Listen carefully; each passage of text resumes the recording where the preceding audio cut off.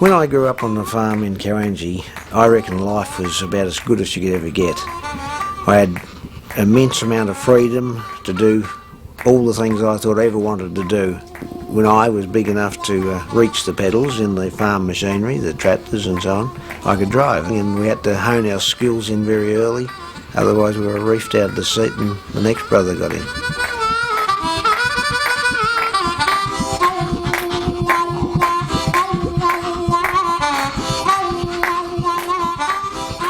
I was fortunate that my dad was in rallies a lot and in hill climbs in the 50s. He did a lot of the they're called Red X trials, mobile gas trials, and my dad Eddie did those with his brother, and I think that probably certainly assisted or helped my interests in my own career, you know, to get on with it. I knew it could be done. Dad had done it.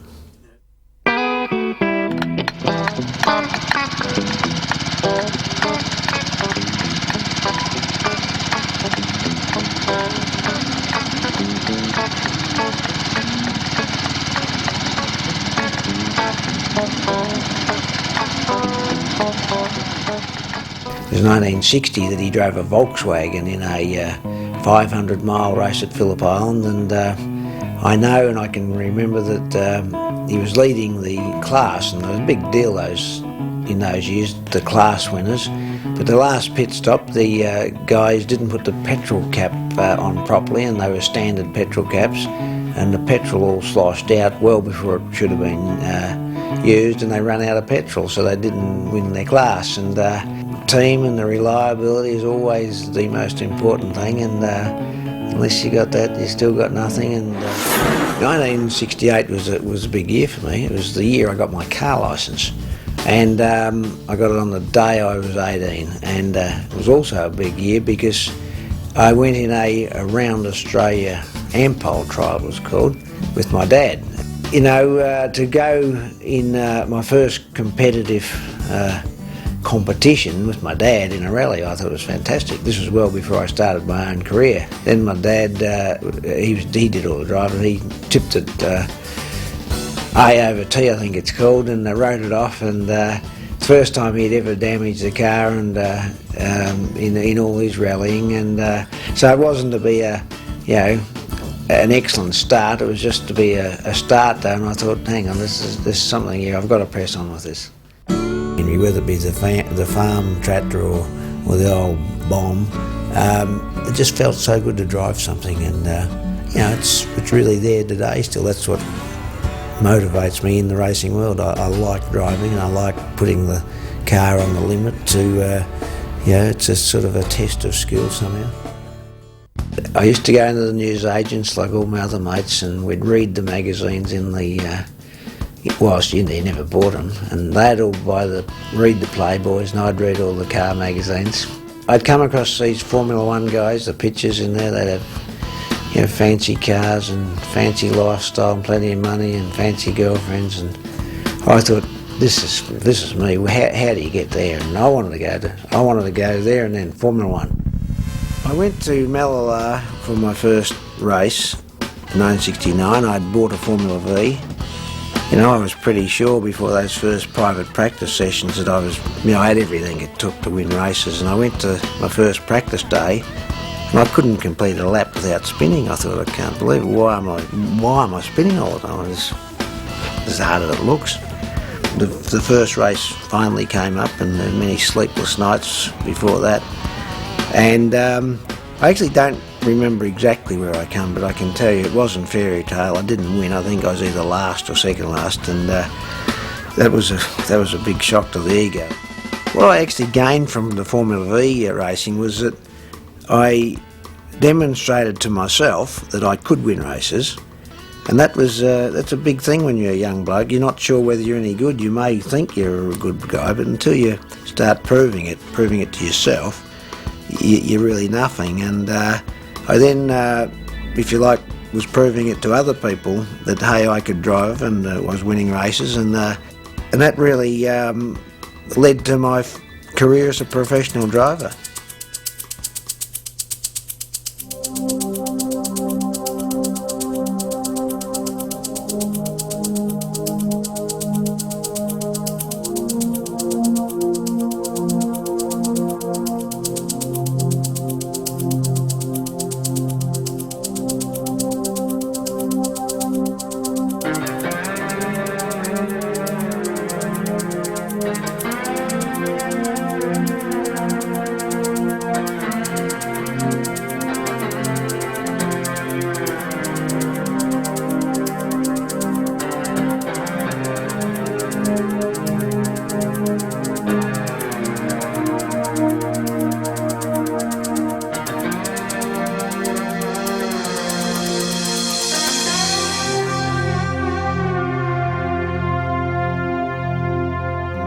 Bib Still organisation, run by Bib, he was looking for a driver for his Formula Ford team, and I was selected amongst some others to have a test and so on, and went through all that with flying colours, and that was the first of my sponsored drives, or driving somebody else's race car, first professional drive I ever had, and it was to be the first of a long, many years of driving for somebody else. It wasn't until the 1971 series that I got Mac really together and won heaps of races, and won the Formula Ford Driver to Europe Championship. I had a car from the Elfin company in South Australia to take to England, but I didn't have an engine. And I went to the Ford Motor Company, and they said, oh no, we don't give out engines. And the guy out there said, hey, why don't you give Alan Moffat a ring? So, all right, I don't know Alan Moffat, but he was a big hero to me in those days. And so I gave him a ring, and I went down, and a little bit of small talk for about 30 seconds, and he says, now how much do these engines cost? I said $620, and he picked up his checkbook and wrote out a cheque. He said, go buy yourself an engine, and I wish you well. When Larry won his Formula Ford championship, that I just won Bathurst, so there were a few people at the Ford Motor Company that were happy to do me a favour, and when I heard that he was struggling a bit at the time, the cost of an engine didn't set me back too much. By winning the Formula Ford Driver to Europe Championship or Series, that was a pretty solid step of getting into Formula One. I went to this British Brands Hatch track for the World Final, and that was a real eye-opener, because after the first practice session I looked down the sheets to see where I was, and I was used to looking up the front of the list from my Australian days, and went down page 1 and page 2 and page 3. I finally got to my name. I was 86th fastest out of a field of 120, and my God, I can't believe this is what's happened, And the next practice session though, I moved up to equal 5th quickest or equal 3rd quickest, I can't remember which. That was a real turning point in my mental approach to the racing. I had to crank myself up to a much higher notch than I'd ever thought I needed to. When I was on the limit in Australia, I was really only driving at 7/10, and it was a real challenge to get up to where the rest of the world was.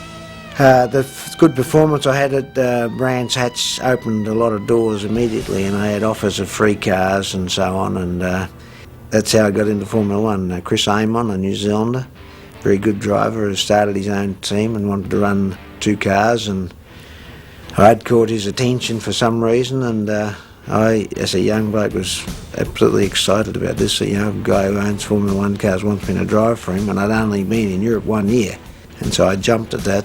But it turned out to be not a good team, I suppose, for lots of reasons, mostly technical. I first met Bernie Eccleston in 1973 at the French Grand Prix at Paul Ricard. I got to know Bernie very well, and a vacancy come up in Formula One. He rang me up and said, "Hey, I've got a vacancy here because of, I forget the exact reasons. I think Carlos Reutemann left the team to drive for Ferrari, and there's only 3 races left in the year, and he wanted to put me in, and I was delighted that he did that, and that's how I got into Formula One with Bernie. But it didn't last because I couldn't hold my drive into the next year because of problems with the sponsorships of, I know Martini and Rossi wanted a name driver. They didn't want an unknown bloke from Australia. They don't even sell Martini and Rossi in Australia. In the end, Bernie had to yield to the pressure because I could not pay any of the bills. I brought no commercial clout with me. It left me out in the cold, so I only had a short stint there. I used to then see Bernie Ecclestone well after I'd left Formula One and returned to Australia. But now we've moved to Melbourne and more time's moved along and Bernie's got more busy. I don't seek him out anymore because I'm sure he's got better things to do than talk to his old drivers. But he was a good lad and a very honest bloke. Formula One teams, especially if they're towards the back of the grid in those days, always suffered from lack of preparation. And it cast me, in my mind, very firmly in future, control your own world.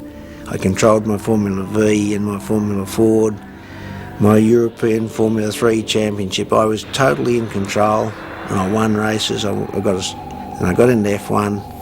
I weren't in control and things fell apart a lot and I failed. And, you know, I had to accept that, but I've learned from it.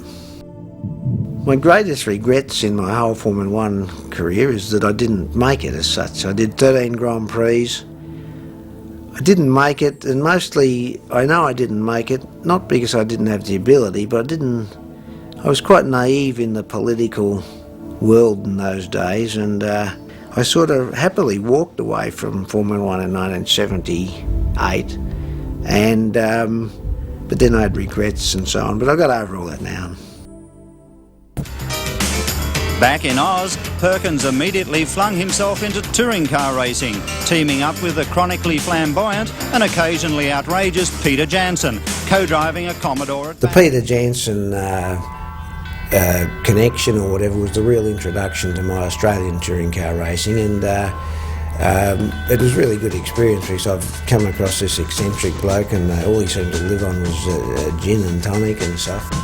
But he drove really well. I couldn't believe it for a guy who was not focused as such on racing. Once he got behind the wheel, he did a damn good job.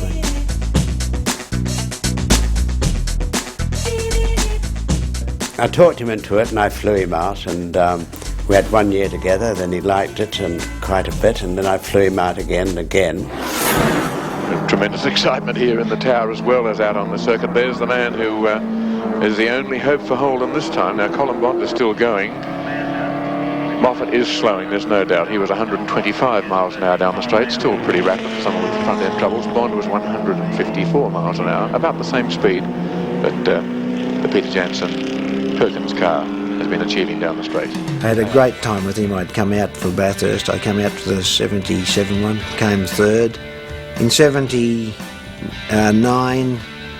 I then came out again for Peter Jansen, and we came second, and the year after again came second again. And that was as a privateer, just our own cars and what money I could find. But we always put reliable cars on the road, and Larry made sure of that. I got on very well with this guy, and nearly 30 years later, I've never had a crossword with him. Everybody said we would not last a week together. There'd be one terrific eruption. Look how many years we've known each other and we've raced with each other. I think on the books about 4 years, we never had a crossword, never had an argument. I think the only time he ever yelled at me was when I stupidly went off when we were driving around together. We were doing the parade lap at Bathurst. He drives right off the road and starts throwing cherry white ropes out the window at the fans. And I grabbed the steering wheel off him and dragged it back on the road. I said, for Christ's sake, Peter, we're on our race tyres and in 20 minutes we're going to be on the starting grid and starting the race. And here you are driving all over the rocks and everything. And Old Jansen, he thought he was doing a good thing. He's looking after his sponsor Cherry Ripe, but and forget the race car tyres. But we had a crossword then, I tell you. A very colourful character and a very down-to-earth bloke, and I've formed a very good friendship with him, and I certainly see him still today.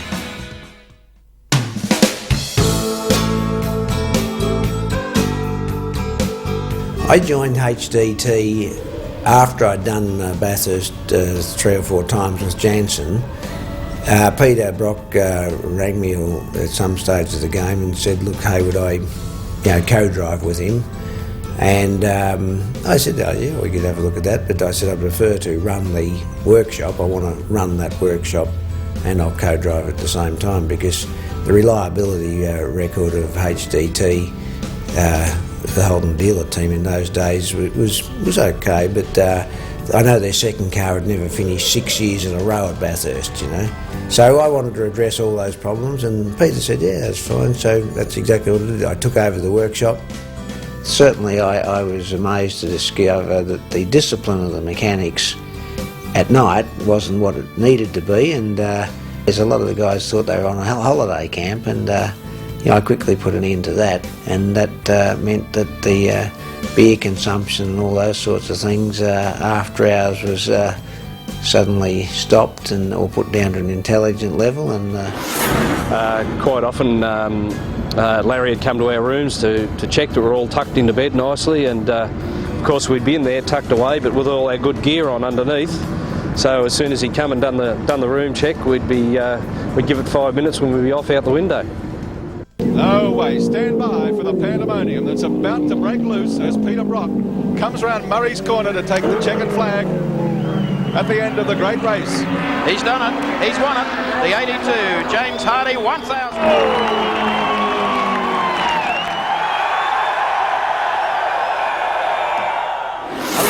05, Peter Brock is in the pits. Well, one sensation after another in this race. The leader of the race coming in very slowly too.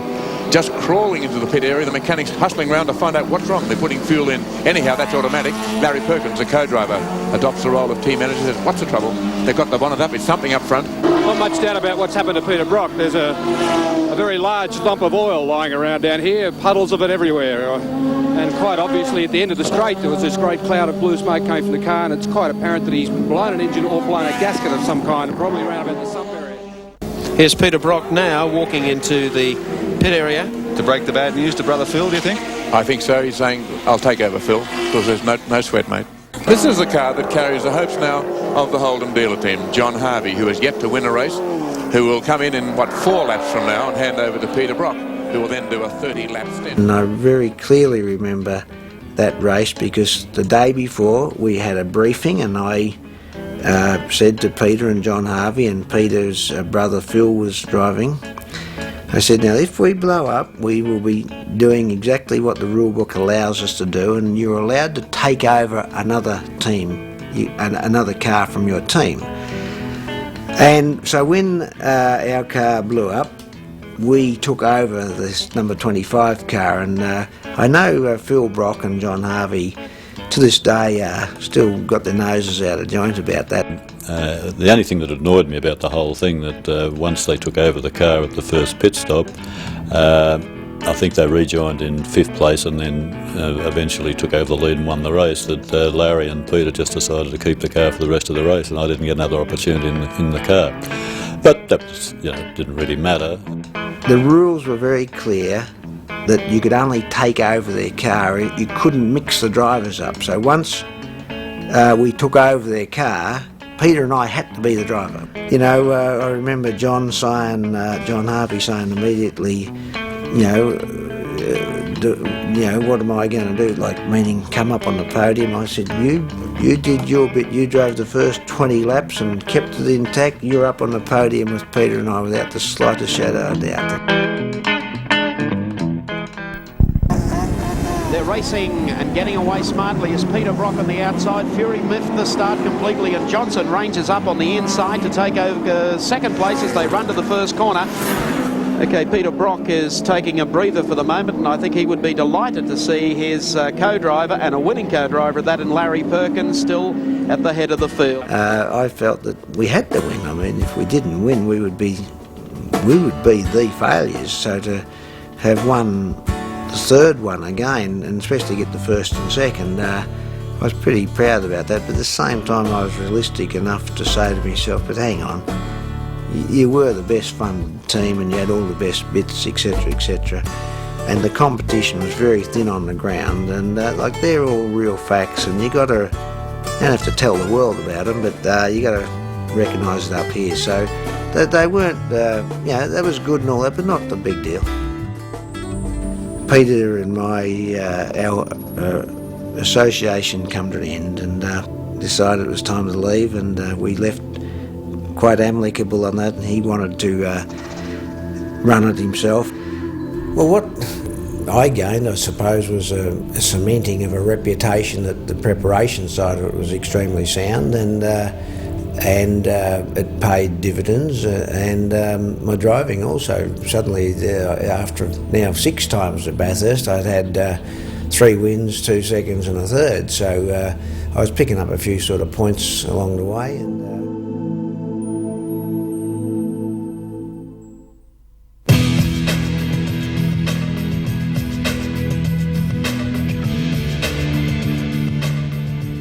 yeah, I left the Holden dealer team about mid-85 with the intention, well, hang on, I want to go touring car racing now myself, but I'm not going to do it unless I've got an engineering factory behind me. Owning my own team and being the driver, I think it overall helped me, just the way I am. I wanted to control everything. I wanted to know, the nuts and bolts of it. I wanted to not ever have to blame anyone else. I admired him for doing that, and it forced Larry out into the marketplace. He very quickly established his own team. I think he was happier than Larry, being the boss of his own operation. Everything he did revolved around him wanting to have what he required to win at Bathurst, and he proved very quickly that he was quite capable of doing that. Larry the endurance man, is that a fair assessment? Yes, I think so. I think he loves to be fast and match the other guys, but he loves the whole equation of endurance racing. He loves the strategies, that he loves building the car that'll last the longest, and he loves obviously driving at a speed in these endurance races to win. He's got a few more Bathursts under his belt. He may not necessarily contest sprint races for many years to come, but I think Bathurst is love, and that's his home ground, and that's where he loves to perform.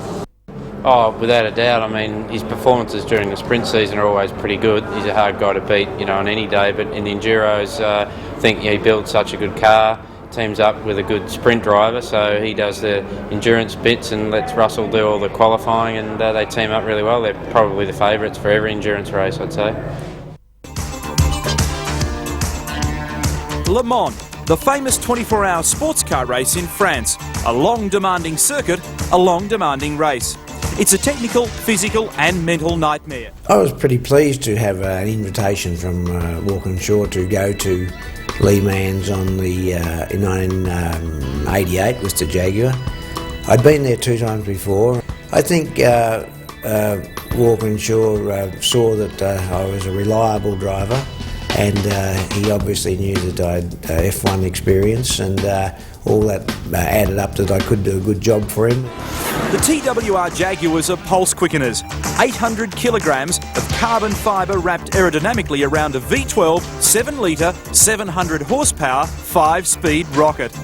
Been used to over the years, really. Right-hand gear change and 700 or 800 horsepower is all going back to when I was in Formula One, and it's a good. The Jaguar was a tremendous car to drive, and it had a lot of downforce, a lot of aerodynamic downforce, and really that was the reason that I could drive it at very high speed in the wet on slicks. It wasn't because of my inherent skill. It had so much downforce, the water was squeezed out under the tremendous load, and slicks worked very well in the wet. And But the cornering forces were very high, the braking distances were very short, and it just had tremendous power. It was a superb car. You know, once I got there, I must admit, I said to myself, you know, really, what am I doing here? Why am I doing this? I don't need this. Because we were just touching 400 kilometres an hour down the straight there, and that was the long Mulsanne straight at Le Mans. I was amazed that they weren't putting wet tyres on. I thought, oh no, this is my worst nightmare. You know, we all know about the horrendous accidents that happened at Le Mans. And so I went out and it was sprinkling with rain, and I drove down the straight at, I don't know, I looked at the tacho and worked out I was doing about 180 miles an hour. I know I went on to do 3 straight stints in it, and it was the most taxing bit of driving I've ever done. And we moved up the field a lot and went from 8th to 4th, and but it was nerve-wracking. I got out and said to myself, I'm never going to hop in this thing again, and never going to go back to Le Mans again. I thought I tempted fate, you know, 3 times is a lot of times there, and you know, you look at the old crosses around the track, there's too many of them, and I thought, you know, you can't do this forever, get out.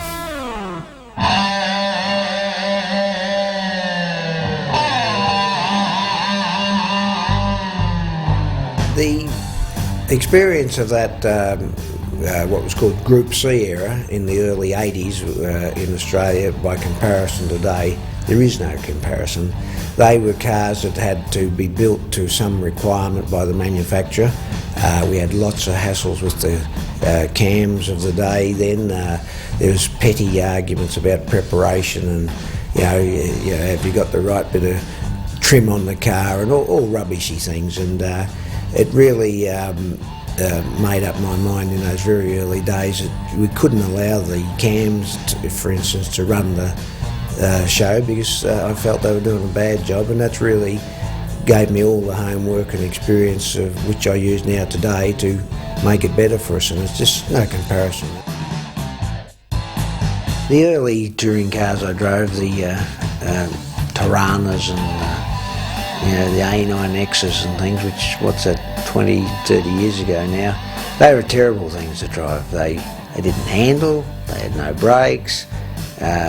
All this is with the great benefit of hindsight. But they weren't stable at high speed because they didn't have the aerodynamic aids that we give them. And, you know, the advances that cars have made by comparison to them is just massive. And you know, you'd never want to have a car that handled as bad as those things. Here he comes. Little taily in the Nissan into the right-hander. Great pitches. That really is remarkable. He can place that little car anywhere, the outside, the inside, goes deeper under brakes. If the thing gets out of shape, he can catch it fairly comfortably.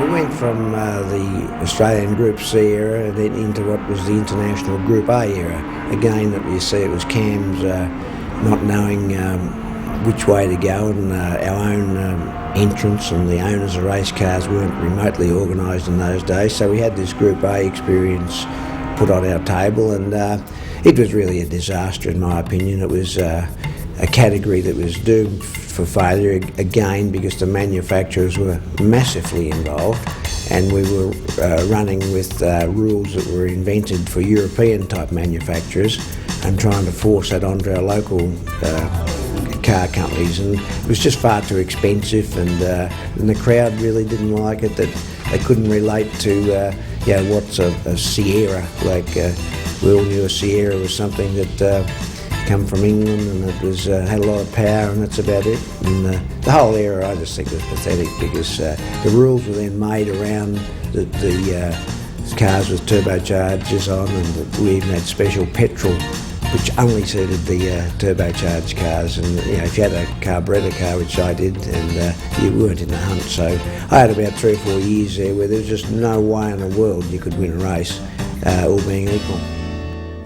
The dawning of a new era, certainly as far as V8 5-litre racing is concerned in the 90s here in Australia, and we have a lot of the world watching to see how the formula pans out. But so far, Alan Moffat, the indications are excellent. They are, Mike. This is much more than just a blast from the past. We've got all the refinements of Group A racing as we've come to know it, and good, strong V8 5-litre engines, 13 cars within a 1-second bracket. We haven't seen that in a long time. The return to the V8s in the early 90s as opposed to the imported marques that were racing around in those times, really it centres purely on popularity. The fans really relate to the cars that they can see on the showroom, drive on the roads, and I think the moment that that returned, we saw an almighty resurgence to the popularity of the sport. Well, it was popular because we woke up that we weren't selling Sierras in Australia. What the public want to see in Australia is a Holden and a Falcon going head-to-head against each other. And by 1993, the group of drivers that had formed an association drafted in conjunction with the Australian authorities the 93 formula, which we have in place today, and it was a success from day one. There was hardly been a page changed originally, and it's just got better and better and better.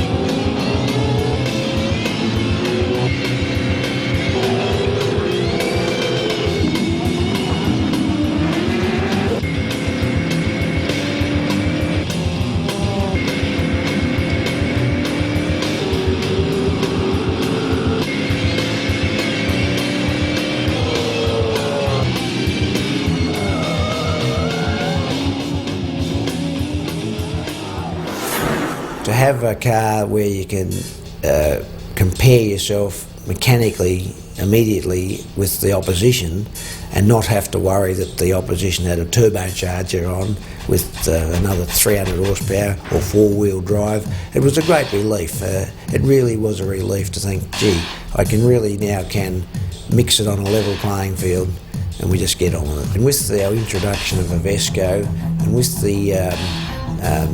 the changing of the sort of the way it's run, where us team owners have got now all the influence, and we've got a good marketing connection through Vesco to SEL. All those things have been so positive to the sport and the way a car is to race and run, and finally when you drive a car today, based on all these rules we put on, they're the best race cars I've ever driven in my life. And these are all factors that weren't there in the 80s, and as I say, through the Tiga and the Vesco corner now, we've addressed all those things, and very, very pleased to have done it. We've done it our way. We've let Cams have to go much earlier. They didn't do any good. We're now doing it, and it's very good. People trying every move in the book.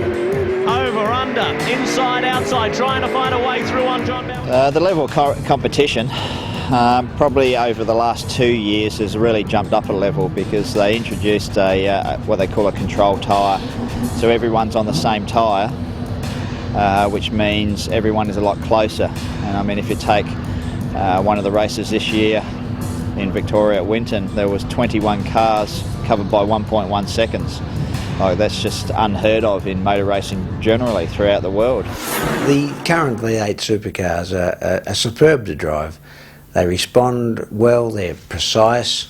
Oh no, look, it's Larry. They're fast. Between those two cars, side by side under... Everything works properly. They've got a pad change window. Now, handling's superb. They're aerodynamically very stable. Turn 3, that's a dangerous... They're really great cars to race. Talking about the conditions, and here we go. Seaton makes an outside move on Larry. We go on board now with Seaton. We look aside, whoa, almost a little bit of contact. Crisscross, because you've got to be on the inside for this next corner now, where Glenn ended up being on the outside. Oh, yes! That means a light Glenn Seaton on the inside, run on skate. Raceway gets 2 wheels up in the air to the time. Unlock onboard camera. You're riding with Russell Engel. The enforcer. As he said, forget it, boys. These guys are playing hardball. It's slow because you need to squeeze his brakes. He's trying to weave his way through past Pearson, past Latham. Look at him go! 35 kilometres an hour, braking hard. There's Larry Perkins.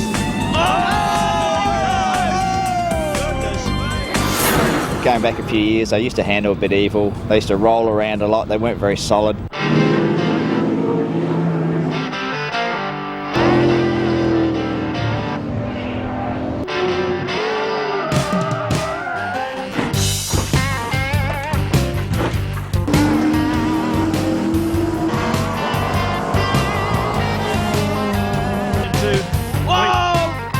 Oh, look where he's heading. Goodness me, there's going to be a big accident. Murphy, straight on.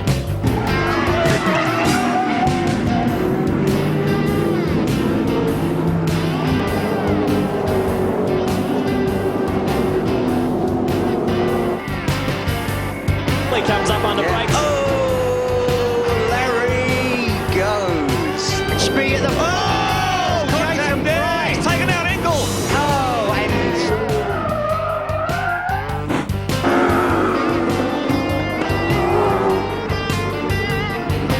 Oh, like him.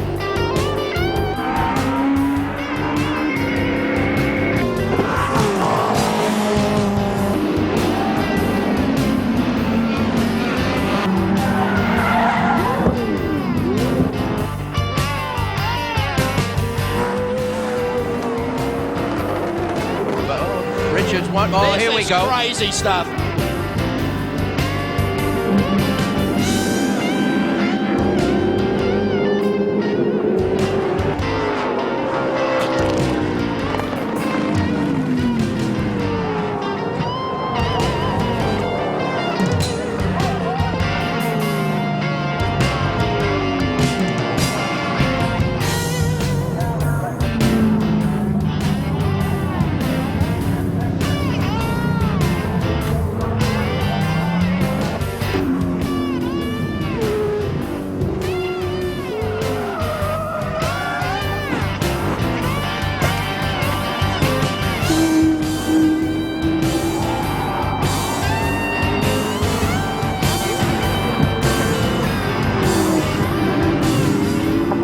Stephen Richards and Larry Perkins. Perkins has spun it. Oh, Larry and Stephen's gone too.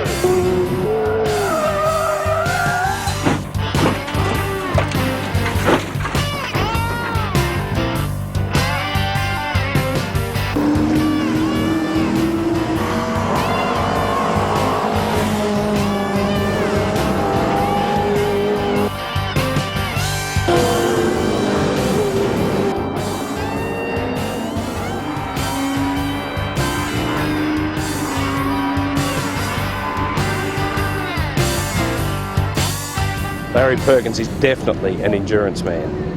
Definitely. He admits it himself. He specialises in long distance racing. I know he gets his ultimate enjoyment out of long distance racing, and his record speaks for itself, and definitely an endurance man. Larry certainly had great success in the endurance races. He's been unbelievably successful at Bathurst, and typically he's done well in the Sandown 500 and this event, the Queensland 500, and got a lot of respect for what Larry achieved overseas as well. You think about what he did at Le Mans on several occasions, and I think the last time was about 1988, driving the Silk Cut Jaguar, and he more than showed his skill against the Europeans. So that's probably an appropriate description, I guess. Come 93, I needed a co-driver, and I'd done the 12-hour race at Bathurst in a Lotus, and I remember following Greg Hansford around for many laps, and I said to Greg, if you're doing nothing at Bathurst this year for the 1,000-kilometre race, I'd like to hire you, Could he do it, they asked. LP gassed up the Castrol Commodore and hardly lifted off the pedal. He was truly magnificent across Skyline, and at checker time he bettered Skate's mark by more than half a second. And Larry, happy as Larry Pardon. I radioed into my guys and I said, where are we on the pecking order? And the guy said, it's second quickest. He said, second quickest? I said, I've got about 3 seconds up my sleeve, which, you know, you couldn't remotely do that today. And so from that point on, each practice session, I think every single practice session we were fastest, including the qualifying. Larry Perkins and Mark Scaife. Who will it be into the first turn? Off, racing, Perkins by the country mile. Wins the start. Scaife is nobbled by about 3 on the inside as they come roaring up to the first turn. But look at Perkins. He said he wanted to break this field apart. He wants to set the pace and demolish the opposition. He's doing it the right way in this opening lap. But the V8s as Perkins leads them down Conrod. Pedal to the metal. Larry Perkins got the whole V8 revving very strongly. 550 horsepower unleashed on Conrad as they come under our camera for the first time. Thomas Mazera in second position. Mark Scaife in third. As the veteran brings them across the line and the hands go up. As Larry Perkins comes in for his pit stop. Now will Larry step out? Let's go down to Andy Raymond. Larry will step out. Greg Hansford, former motorcycling aces, jumping in the car. Larry in a complete lather of sweat. It is a regulation stop. All 4 tyres. He was a very good driver, very clean and smooth and kind on the equipment, and we got on very well too. There was no ego problems and so on, and he was very laid back, like Greg was, and you know, we went through the Bathurst race. He was a bit slow at first, but you know, it didn't worry me. I said, "Don't worry about that, Greg. Just pace yourself." And he appreciated that I didn't want him to be on pole position on his first lap, and our styles fitted in with each other. It's quite a phenomenal talent that this guy possesses. And the fact that this man, Larry Perkins, has entrusted this car at this critical stage of the race for this co-driver just shows how good Hansford is behind the wheel. Well, apparently down in the Perkins pit, they're getting ready to put slicks on the car, maybe intermediates. It's going to be very interesting. This is a really hard one to pick. Yes, Larry Perkins. You know, variables. This is one of them. Sure is. Look at Conrod Straight. It's bone dry. Well, there's certainly not enough water on the track for full wet tyres. These sort of track conditions would destroy wet tyres in very few laps indeed. Yeah, Keep in mind, they're not intermediates. Hope very much that it's the right decision for Larry. They've done everything right all day. This is definitely their last stop. They don't need any more fuel. They've gone past 129 laps. They will definitely get home on fuel. They're putting 4 cold slicks on. This is the unfortunate thing. If the tyre was hot, if the slick was hot, he would have a fair chance of keeping heat in them and then making the car work properly. But by starting off with cold slicks, Larry Perkins is going to be working very, very hard. Thank you, Gricey. 28 seconds for that stop. Very slick. Driver change, 120 litres of fuel, 4 new tyres. They can run through to the finish on this. And he rejoins the race at first place. Right, and the Winfield team, no, he doesn't. No, this is the battle for the lead. Scaife, or Richards I should say, just managed to squeeze through there. And as the rain comes down, now this is the crucial. This will win or lose the motor race for Larry Perkins. If this rain continues or abates, it's going to be a critical thing for him. This is a brave gamble. Oh boy, oh boy. If he loses his advantage, if he's picked his tyres right, he can go to the finish without a stop, and the Winfield team do have to make another stop. Now, if it keeps raining, he'll lose that advantage. Probably is the right decision. There's no rain from the southwest, just passing showers, so if Larry can survive on these tyres, he's taking it very, very gently across the top, just trying to get some temperature into the slicks without losing the whole thing. Guess what? They're leaving the tyres on. They're going to go home with the warm slicks. It's only a couple of... They're measuring fuel by time. They know the fuel rate, and he'll be out of here with a fishtail so quickly. But they're actually, the fuel is flowing in. They've worked out how much they need to get home. They're timing the flow, and they're out. Whoa. That's a quickie. 22 seconds, I had it. And Larry Perkins has ducked through to the lead. Yeah, you want to know where he is? He's on his way up Mountain Straight. Oh boy, oh boy. We've got a race in our hands, folks. Larry Perkins, you heard the roar from the crowd on pit straight. He's taken the lead. Heck of a finish, you're not kidding. Larry Perkins, race leader, 16-second advantage as they pass the start-finish line, but I think that might have extended just a little bit because... Looking for the last lap board. The great race of 93 as they come across the strike. And yes, it's there, and the crowd go up as Perkins takes it up to the left-hander. Greg Hansford can't believe it. Nothing could be so cruel to rob him of this one, or Larry for that matter.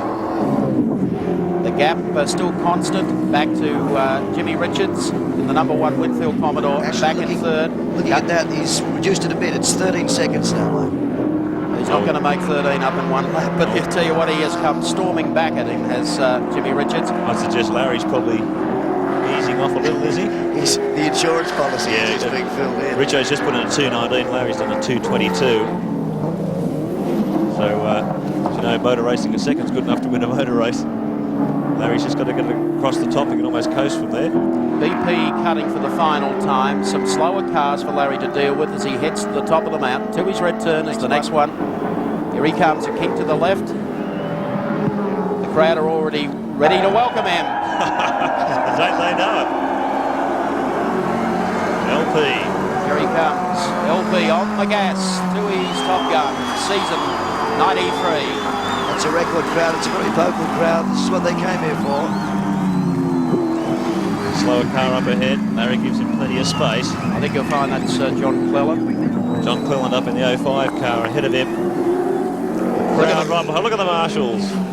Larry Perkins returns to the mountain. Last victory here in 1984. It's taken him 9 years. He's a triple winner. And he's going to add number 4 this afternoon. A long time between drinks for Larry Perkins. This will be a sweet one. Choice of tyres. We questioned his choice of tyres when he decided to go out on slicks when the rain was coming down quite heavily earlier.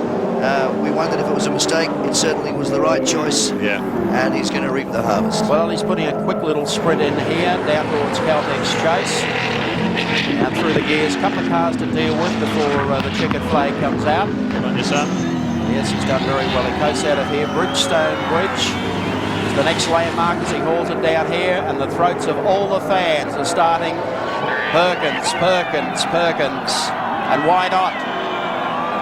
One of the best victories. He's done it in the new V8 Formula. Larry Perkins wins the Tooheys 1000. Everyone, this is the happiest thing I think we've ever seen here. And here's the man that chases him.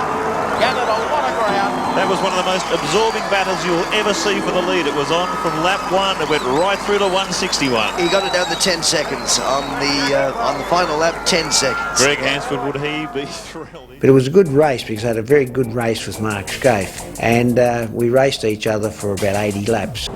It was a race where we did every lap like a qualifying lap for almost all day, and there was 10 seconds between us at the end of the day. So it was probably the best race, or one of the best races I've ever had. It was great to have a good race with some good competition in that car, which it was, and to come out on top at the end of the day, it was very satisfying.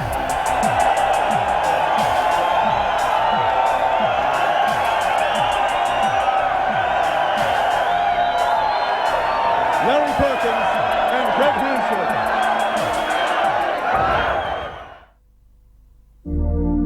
We ended up being a very good team, and we picked up the win, and it was a fantastic win, and but it wasn't to be, as we know. Poor Greg then eventually had his 2-litre crash at Phillip Island, and he was killed. So it was a very sad day for us as a team, because I thought I was going to be a teammate with Greg for many, many years, and wasn't to be, and we had to move on. He's definitely built up a reputation of being sort of the king of endurance racing. I think it's a fact that he runs endurance spec cars all year, and the cars are very reliable and they just don't fail. I think at Bathurst he's got something like a 96% finishing rate. Me and my boys, we went through the list of who's available. I wanted to hire only Australians, and I wanted to have someone who was really into wanting to win races, and that's why I wanted to look to the Australians who'd gone overseas and tried to make it. And Russell Ingall's name was on the list among others, and I remember seeing him at the Sandown race the year before I hired him, and we had a Formula Ford get-together, the last 20 years of Formula Fords, and we were all assembled at the racetrack on the starting grid, and nobody's saying too much, and I've come up and I've said, look, out to nobody in particular, I said, I still reckon I could beat all of you blokes today if we had a Formula Ford each. And it was a big statement, as you know. I'm the old fella. There was Larkham and a few others there, and Thomas was there and that sort of thing, and everyone sort of bowed their heads and sort of didn't really answer back to him. And I was the only one that pepped up and said, yeah, all right, you jump in, mate, I'll give you a run. I reckon I could kick your butt pretty easy too. So I admired that, if you like, in him. I want to hire a guy who is a proper racer, not a pretend racer. And Russell had won races in Europe. He'd failed in his bid to become Formula One, but he wasn't a failed race driver. And so I had no hesitation to ring him up, and I didn't know the guy, and say, hey, you want to drive a Bathurst, you got to drive. You know, this is the deal. And so on, he immediately jumped at it. And I had my goals continually and always focused on Bathurst. That's where we were on the second row of the grid, and I had only gone 50 metres in the race, and Craig Lowndes and I had a straight line tangle with each other, and his exhaust pipe cut into my tyre, and I instantly had a flat tyre on lap 1 of the 162 laps. I was sort of immediately devastated. I thought, I can't believe this, you know. And anyway, I quickly got over that and nursed it back to the pits without damaging the car further. And as you might know, a lot of drivers do damage the car beyond repair with a flat tyre. So I calmed myself, drove back cautiously. We put new tyres on, and then from every single lap we did, that race had to be absolutely flat out. Wondering where Larry Perkins is. Of course, he had to stop after lap 1 to change a deflated tyre, put him back to 24th spot, now up to 20th, and I can tell you he is lapping at exactly the same time as Jim Richards and a lot faster than some of the people in between. 1 lap behind, Larry Perkins getting out of the car, Russell Ingall getting into the car. I honestly thought the day was over. Like, I didn't think from a lap down there was no way. Obviously the car was still all right, but there was no way we were going to win it. So I mean, we were really punishing the car. You know, before that day, before Sunday, Larry was saying, "Oh, we win the endurance race. You've got to take it a bit easy." But after what happened, he just said, "Look, go for it. Just push as hard as you can." The crew told me, said, "As soon as you get in the car, you push it as hard as you possibly can." There's the 7th place driver in the field, Larry Perkins, and Ingall in the Castrol Commodore number 11. Great recovery by them. They've come from 26th on the first lap after their puncture. Where would this bloke be running if he hadn't had the stop after 4 laps for a quick tyre change? Yes. He's hung in there. Bulletproof engineering of Larry Perkins. Fantastic co-drive by Russell Ingall. I guess the plan is you've got to try and go from where you are to up alongside Glenn Seaton as quickly as you can. Yeah, not wrong about that. Well, Larry, you've put in some amazing performances at Mount Panorama. If you pull this one off, you'll be the Bathurst legend of all legends. Haven't they got some mumbo in a straight line? Look at Larry. Here comes Perkins down the outside of 35 Alan Jones. That's one he's got rid of. Listen to the crowd roar as Perkins comes inside of him down through Caltex Chase. He's up to 3rd position. Perkins is on a flyer. Into Caltex Chase, the exit. Boy, has he made this a race and a half. Shades of 93.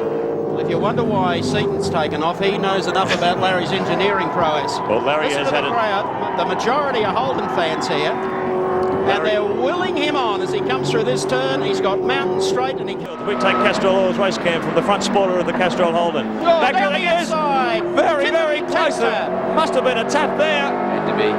Look here, Larry Perkins really applying the thumb screws. Jones gets out of that corner reasonably quick. Larry filling up the mirrors on the Coke number 4. Which way is he going to go down? Down the inside here of Brad Jones. Got him.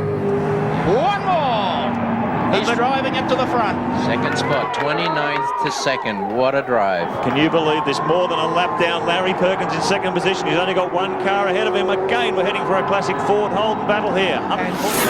And we had to pass every single car in that race to win the race, and we did. Just going to try and time Larry Perkins' pit stop here, as you said, a very crucial stop, looking at being... 95 was the first year I ran my own brake calipers. I designed and we made them in-house, and I worked with the Endless company from Japan to make brake pads so we could put some brake pads in the car at the start of the race, and we didn't want to go near them again. And first time Bathurst was run without a brake pad change, and it certainly caught some of the opposition off guard that we saved time in the pit stops for obvious reasons, no brake pad change. Yeah, good thing to do at the time, and there's now a rule in place where we have to change brake pads. So we've had another little targeted rule, but I do support the rule. It makes it a more level playing field. And a problem here for Glenn Seaton. He's come out of the corner and the engine is off song in the number 30 Peter Jackson Falcon. And just look how quickly Larry Perkins is gaining. What wretched luck here for Seaton. He's had this one absolutely locked up and Perkins is all over him. Glenn Seaton was the last guy to pass, and he was really had been almost cruising all day, and when I got to his tail he decided to go a bit harder, and I'm led to believe that he had never ran full revs all day, whereas we'd been running at 7,500 all day, and he had to up his performance a bit, and his engine wouldn't take it, and broke a valve spring 9 laps to go, and we cruised past him, and you know, he'll probably never forget 1995 either, but at the end of the day, it's a winner and a lot of losers. Can you believe the depths and the heights of human emotion that have been tested here this afternoon? Glenn Seaton so close yet so far. There's Jack, Dad's almost home. And his sister, Nicola. Nicola there too. Boy, oh boy, incredible race of changing fortunes, so much drama in this leading bunch. 6.5 hours of mechanical and physical torture. Perkins once again has come from last. The first time, I can't imagine a time in the history of this race where a guy in last position has won the race. Never been done. When he came in on the first lap, we said, yeah, we knew he was going to fight back and we figured he'd get a top 10 finish, but to do it in this order and land up here in the front row. Last lap board is being readied for Larry Perkins, and they will cheer themselves hoarse for the last 2 minutes and 15.5 seconds around this circuit for Larry Perkins. Here they go. He won't be happy until he gets up on top of the hill. Gary has still got a car behind him, and if anything was to go wrong on the back straight here. Perkins comes around here at the top of the mountains.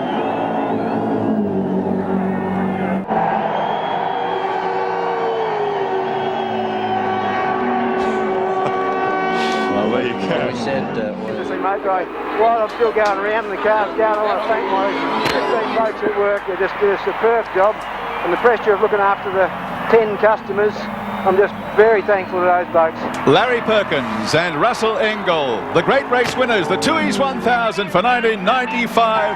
Thanks, fellas. Can you still hear us? Yeah, loud and clear. Larry, Mark Osler, would you ever have believed 6.5 hours ago you'd be taking the checkers flag? Well, up until we got lapped, I still thought we had a chance. When we got lapped, though, with that pace car business, I thought that we were buggered. Yeah, but Russell did such a tremendous job, though. Even the last lap, I think, was something like a 13.5, 2 minutes 13.5, which was an incredibly fast time.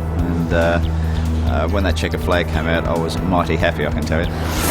If you're that far back, you really don't stand a chance. And you know, he did a fantastic job. The team obviously did some great pit stops. Ladies and gentlemen, Larry Perkins and Russell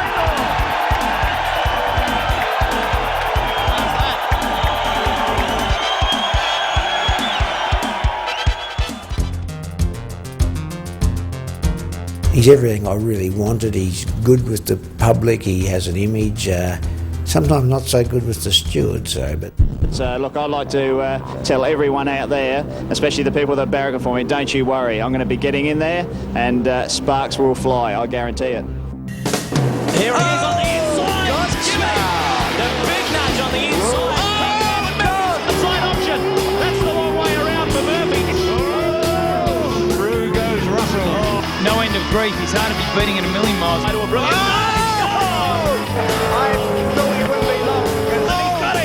Russell Engel's not stopping for anybody. He takes out our third and final race here today. Well done, Russell Engel. Comes Russell Engel the outside on Dick Johnson. 250 kilometres per hour. Engel is number one in race number one. Well done, Russell Engel. And Engel getting very, very close to the command. Now, look at he can get the draft. And here he comes up the inside. He's got him too. Russell Engel, can you believe this? From 13th position. This man is just awesome, isn't he? Well, excellent stuff. The hand out the window and Russell Engel, we can say now, down, whoa! Side by side. But he has the run. And he's got him. What? Oh, look at the contact between the two of them. Russell Engel, the enforcer, makes it 2 from 2 as he comes down to the line. And look at that. Yes. The clenched fist. He is very, very happy. He knew he needed that. And he is stunning. that's Russell, and But we operate as a team and we get on fine. 3, Charlie. We haven't seen too many passing manoeuvres though yet. Well, Russell certainly has cut it pretty tough in Europe driving Formula Ford, and he's not going to give in for this one. He's going to be pressing on because he's had that experience over there. Here today at the island, and at the moment it's a Castrol Commodore domination. Well, as it has been for the last couple of races at the Melbourne Grand Prix and up at Surfers Paradise, it's been Castrol 1-2. What value they're getting this year. Hard under brakes as they come over Lukey Heights now. It's going to be interesting to see what Russell Ingall does with it. He just sits in behind the boss. The relationship between Ingall and Perkins, it's a great relationship. They love stirring each other. I was around there this morning, Mark, when Russell Ingall was applying that yellow tape across the front of his screen so we can identify him, and Larry said, why don't you put it down the middle of the car and down the back? We're watching the front end of the field. It is still Perkins and Ingall. Watch the speed go up. Now, laser speed, 240, 259. It's climbing, getting up, 270 now. 270 kilometres per hour as they head down the main straight. Super concentration needed for that fast right-hand corner at that sort of speed. As I say, the corner tightens up and you need to be exactly on the right path. Last lap this time around, so Perkins in control. Ingall in second position, Jones in third, Bow in fourth.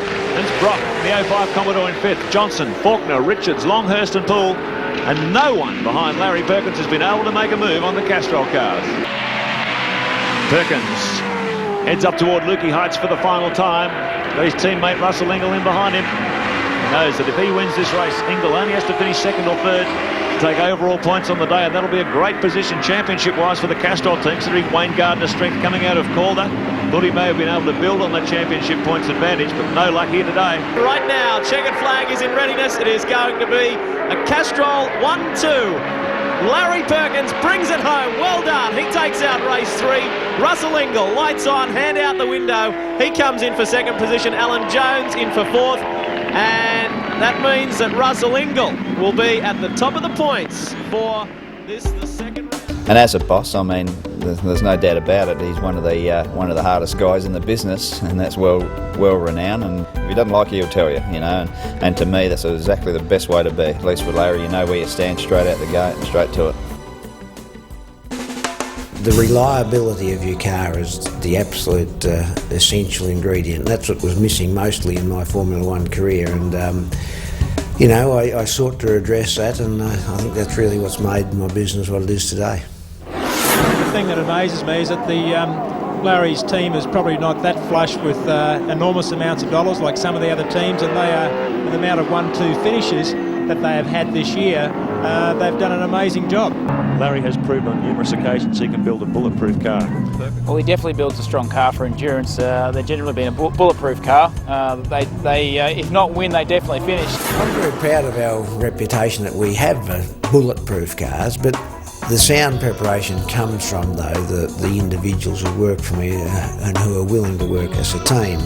Preparation's all about being logical and being able to get the priorities of engineering in the right order. You know, it's no good having the most powerful engine if you've got the weakest gearbox. You've got to have the chain uniform, and that's where I like to think we have our strengths come from, that everything is consistently good.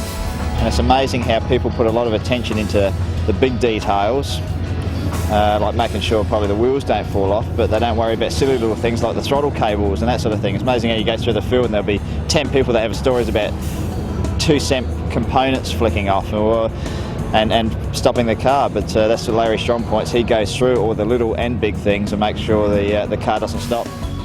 The endurance thing is more that it brings out the best in engineering of a team, and I guess so.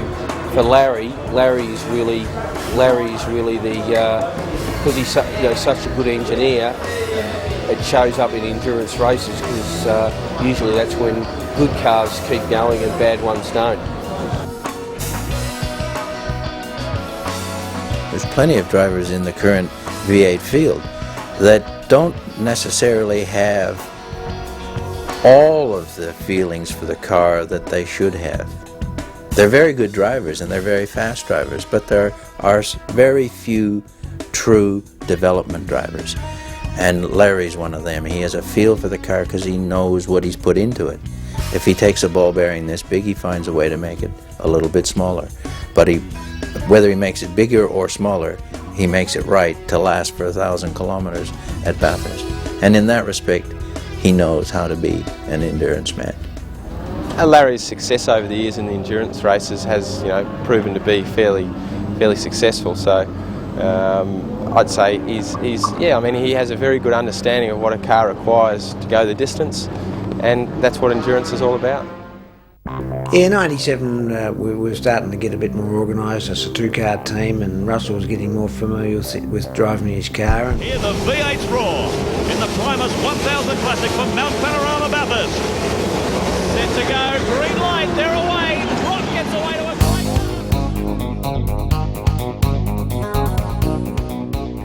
on the second row of the grid, very competitive. Again, we'd been saving all our shots for Bathurst.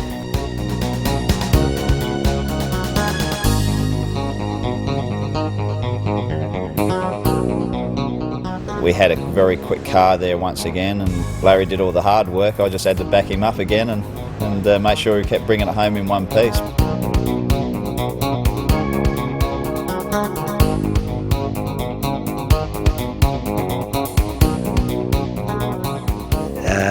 It was helped by the performance, the mechanical performance of our opposition. They wilted. In most cases they wilted when they were behind us. The exception was Wayne Gardner. He was ahead of us, but his engine blew up. Larry Perkins gets himself onto the last lap of this memorable race. The double celebration I'm referring to is, of course, Larry's potential victory.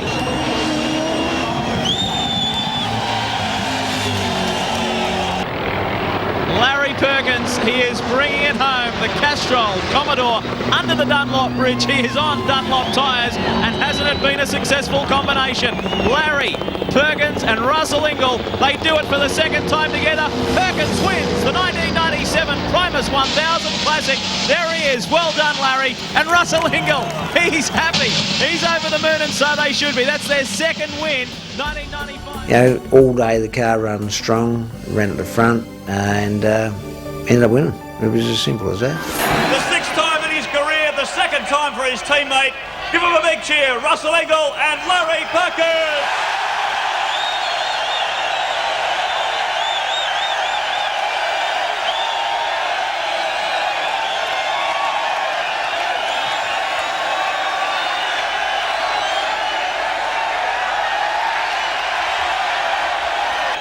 It's never missed a beat. The old Castrol Commodore, she is plugged on, no problem at all. Absolutely never missed a beat. And how about the old Dunlops? Hung in there right to the end, never did anything wrong. Just absolutely, we're fantastic, we're wrapped, and thanks, Rusty. 5 litre Holdens, mate, 5 litre. Up the Holden.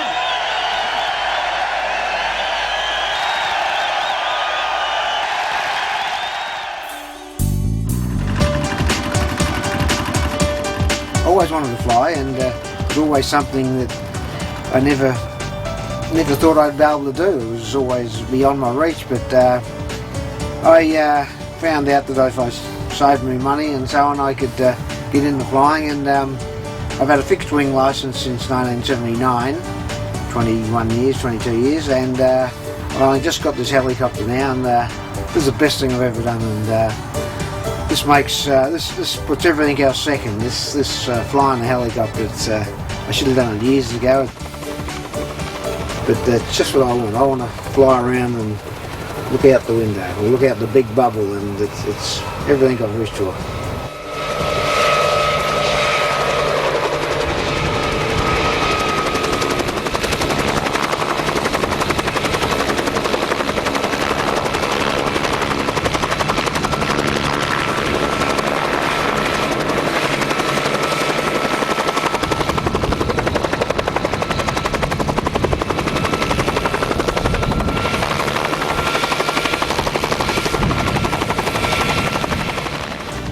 I've gathered up a lot of the old tractors that I used to drive when I was a kid, and on the farm, and it's not a real sort of a big obsession. I just want to get them in out of the weather and when I finish racing, I'm going to make some of these go like they went originally.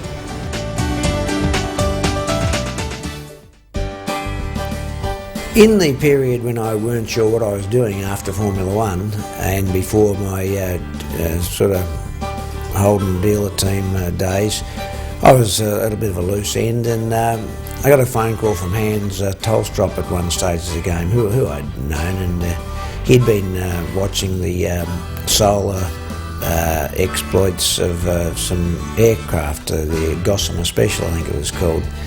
And he said, look, what can we do with some solar power? You know, can we make an aircraft or whatever, fly around Australia, something to do? I said, well, I don't know, that's been done, Hans, but why don't we make a car and we'll drive across Australia? And that's how that started, and my brother Gary worked with me on that, and we made the world's first solar-powered car, and I think it was 19 days later we ended up in Sydney, and it was really quite a big feat at the time, and when I think back on it now, 20 odd years later, 19 years later, it's it's a long time, and solar powered cars have certainly moved on, but not that far. We were on the right track then.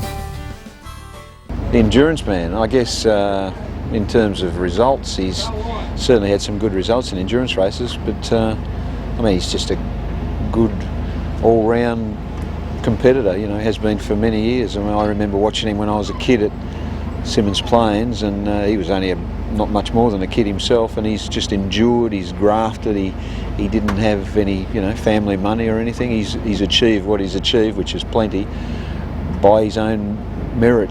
So I think that's fantastic. Well, he's far too enduring for my liking on many occasions.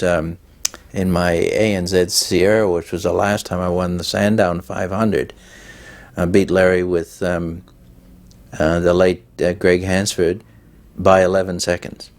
We certainly knew he was there.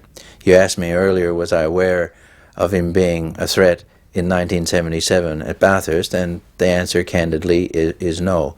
11 seconds behind after 500 kilometres around Sandown, I can assure you. I could see his eyeballs coming through my rear window. Do it to AJ this time. Now he has a go on him. Oh, no love lost here. The old Formula One sparring partners, they're both over in Europe, cut their teeth in Formula 3.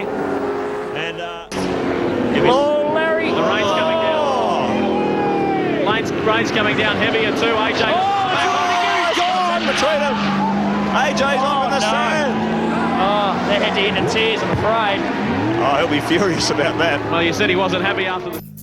When you're racing against Larry, it's always hard, and usually it's pretty fair, but he makes it pretty tough to get past him.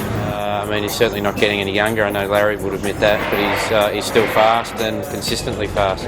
I'd describe Larry as one of the fiercest, toughest competitors that I've ever driven against, and he's not only a great driver, but obviously a really good engineer, and one of the, I suppose, the icons of the game, especially now that Brock and Johnson aren't involved. Out on the circuit, he's not a happy man. This is where the action is. It's got to be at the end of the straight. Side of Mark Scave. Here comes the Castrol Commodore of Larry Perkins. He's got the run. They go side by side. Whoa, look at that! Whoa! Perkins hangs onto it. He does a bit of dirt and grass tracking, but he's rejoined, and he hasn't lost out too much. That was good. So hang on. To dominate qualifying. Let's have a look on the Shell Helix replay. Look at this. Mark right up the Scave inside. dives through the inside. Ooh. Contact again on the exit. Larry decided, you're not having this. Stay where he was. Mark Scave came across. Well, these two...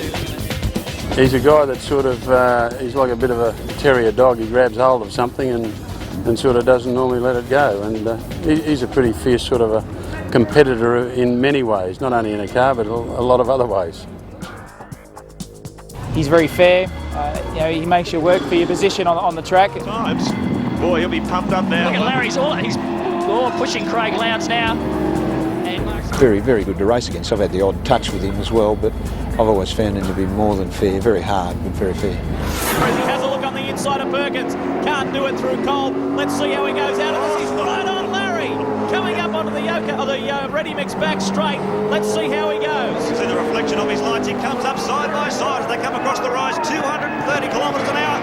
And Bauer goes down the outside of Perkins. Perkins very strong under brakes, beautifully positioned for the run on the pit straight. So Bauer is going to have to work very, very hard. Larry goes straight for the inside line. He was trying to hold him out here, Markscape. Well, I said that he might go for the crisscross, but Larry went straight to the inside and didn't give him the opportunity. Obviously, he's going to try to hold him up. But as I said, I think that Bowie's speed is probably a little bit too superior for it, and in the end, he'll get him. Well, just that time around, he's done, Perkins did a 104.3, Bow a 3.8. Bow is clearly the fastest man on the track at the moment. But Perkins, as he proved at Phillip Island, if you drive a nice conservative line, it's very, very tough to get someone to go around you, even if it's the long way around. Bow's attack has certainly cranked Perkins up too. He's just done a 63 as well, so they're both operating in the 63-second bracket. And Perkins really responding to the challenge. Once he's got his fingers into this one, he can almost taste it. He's not going to give it up without one heck of a fight. Bow now switches to the outside.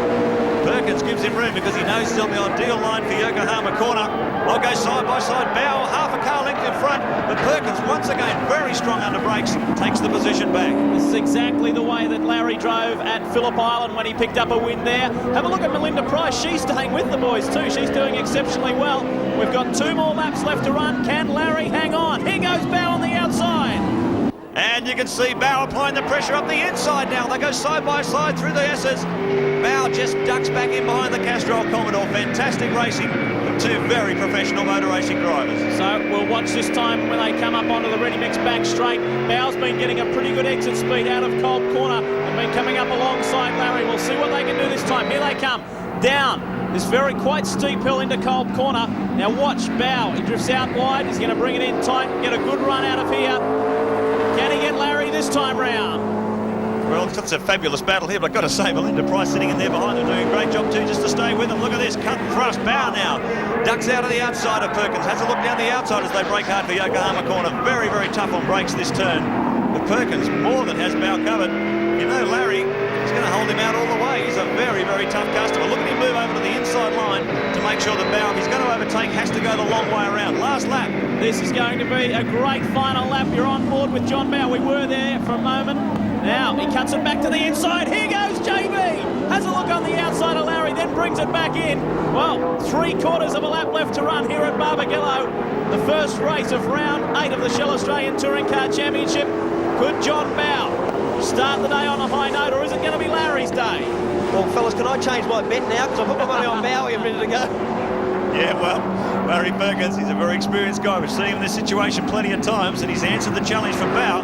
Unless he makes a mistake here, he could well have the Shell 18 car covered. Here goes John Bow. This is his final run. Let's see what he can do about Larry Perkins. If Perkins has got the inside run, which I'm pretty sure he will have, this will be Larry's race. JB has got to do it the long way. They come down into Yokohama. He's not going to be able to do it from there. It's going to be Larry Perkins as they come onto the main straight. The Castrol Commodore of Larry Perkins takes out race 1 here at Barbagallo. What a finish. What a fantastic drive with Larry Perkins and John Bow. It was clean stuff. They took the gamble on tyres. The track conditions changed. They pushed and pushed, and not a bit of paint swap. Fantastic racing.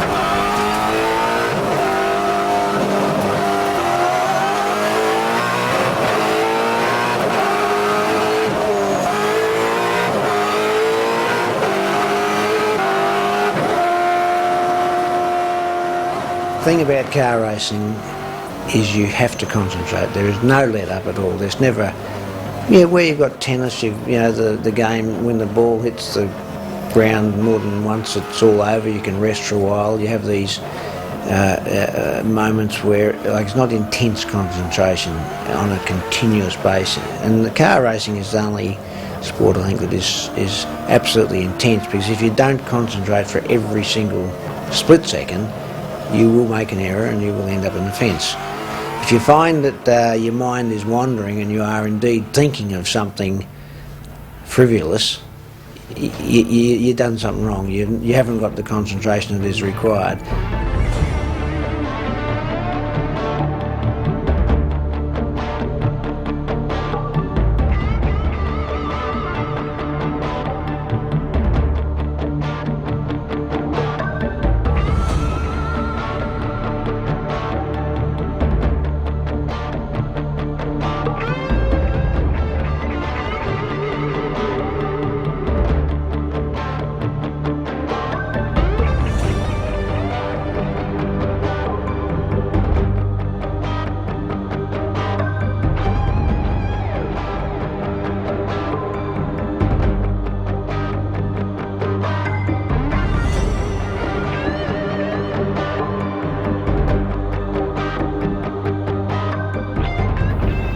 recognise and keep saying to yourself, you must finish.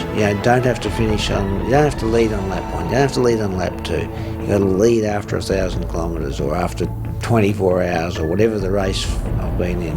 And I've just had no trouble to switch quite deliberately into a different mode for these endurance races, and I think it's paid off. The driving side of it is just been the personal challenge of myself to then match what the machinery is now being designed to do.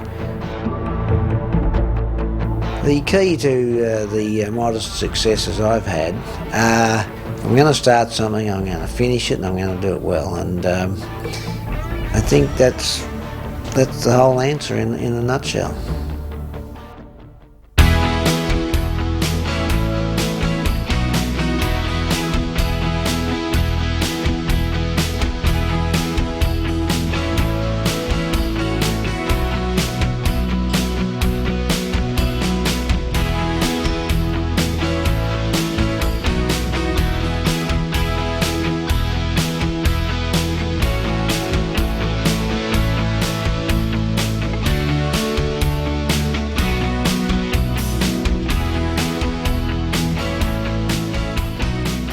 Great to see an enormous quantity of fans today.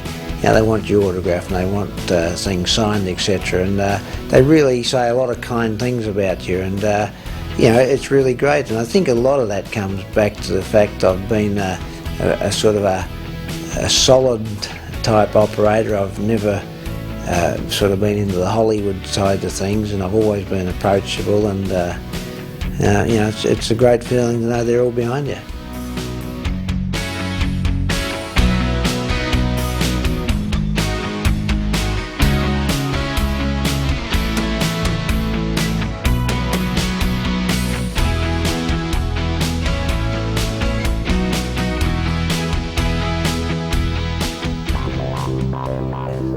It's a very difficult thing when you retire. No one wants to drive longer than you should. In other words, if your skill has deteriorated and you still drive, get out. But I still see times this year where I'm perfectly able to match it with the best and the brightest. There's times when I'm not there on a consistent basis, and I've got to recognise that. But the important races are still the long distance races, and I don't reckon I have any trouble matching it on a long race with some of these guys. So it'll be a combination. I'll find a replacement that I'm comfortable with, and at the same time I'll say, well, I'll let him drive, I don't really mind. I'll go fly my helicopter. I'll very happily walk away from it, and as in from the driving, but I won't walk away from the team or the industry.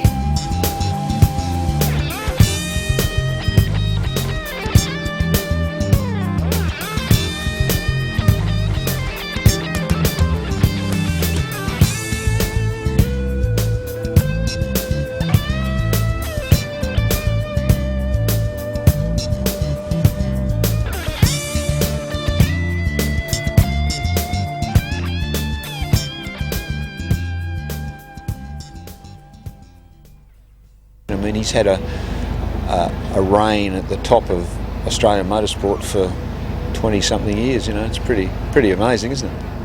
Larry would be up there with some of the great names of Australian motorsport, and it's always hard when you mention names that you should have mentioned some others, and you don't like to leave anybody out. But I mean, Stan and Alan Jones, Lex Davison, Bib Stewell, those sorts of people. I'd say Larry's up there with those in terms of his status in Australian motorsport. He really put a lot into it. He's a hero. Young and old love him for what he is. They love seeing that little old bent nose of his and those glasses like the end of milk bottles. Your little eyes peering through them, When he gets mad, they all fug up, Very resourceful, terrific bloke to be with. I really like him. I mean, there is nobody in the paddock that fights a fight like Larry. So he's the ultimate political beast, and to fight the battles that he has so long and so hard, whether you agree with him or not, you have to say that you know, he's a fighter for our sport. So that's pretty cool. He says it as it is, and what you see with Larry is what you get. There are no false pretenses with him. He's fair, he's hard, but he's honest. And I'm very happy to be able to call him a friend.